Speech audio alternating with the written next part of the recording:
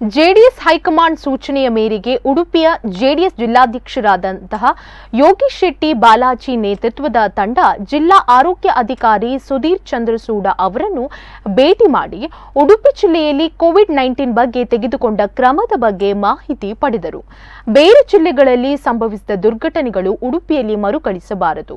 ಆರೋಗ್ಯಕ್ಕೆ ಸಂಬಂಧಪಟ್ಟ ಎಲ್ಲ ಮುಂಜಾಗ್ರತಾ ಕ್ರಮವನ್ನು ವಹಿಸಿಕೊಳ್ಳಬೇಕು.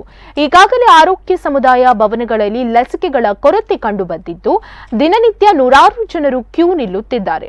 ಇದನ್ನು ಶೀಘ್ರವಾಗಿ ಸರಿಪಡಿಸಿ ಲಸಿಕೆ ನೀಡುವಂತೆ ಆಗಬೇಕು ಮತ್ತು ಗ್ರಾಮ ಮಟ್ಟದಲ್ಲಿ ಜನರಿಗೆ ಲಸಿಕೆ ನೀಡುವಂತಹ ಕೇಂದ್ರಗಳನ್ನು ಆರಂಭಿಸಬೇಕು ಎಂದು ಅವರು ಈ ಸಂದರ್ಭ ಹೇಳಿದ್ದಾರೆ.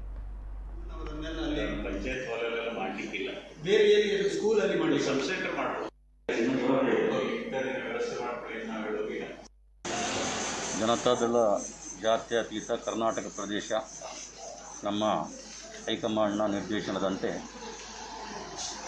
ನಮ್ಮ ಜಿಲ್ಲಾ ಆರೋಗ್ಯ ಕೇಂದ್ರಕ್ಕೆ ಭೇಟಿಯಾಗಿ DHO ಅವರನ್ನು ಭೇಟಿ ಮಾಡಿ ಉಡುಪಿ ಜಿಲ್ಲೆಯಲ್ಲಿ ಏನು ಕೊರೋನಾ ಎರಡನೇ ಅಲೆಯ ಸ್ಥಿತಿಗತಿಗಳ ಬಗ್ಗೆ ಕೂಲಂಕಷವಾಗಿ ನಾವು ಈಗಾಗಲೇ ನಮ್ಮ DHO ಅವರ ಹತ್ರ ಚರ್ಚಿಸಿದ್ದೇವೆ.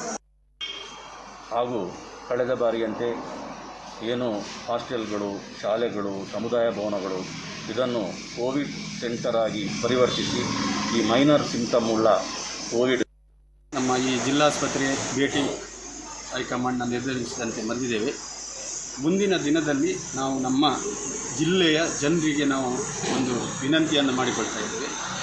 ಯಾವುದೇ ಕಷ್ಟ ಬಂದಾಗ, ಎಲ್ಲಿ ಸಮಸ್ಯೆ ಆದಾಗ ನಮ್ಮ ಜನತಾದಳದ ಕಾರ್ಯಕರ್ತರನ್ನು ಯಾವುದೇ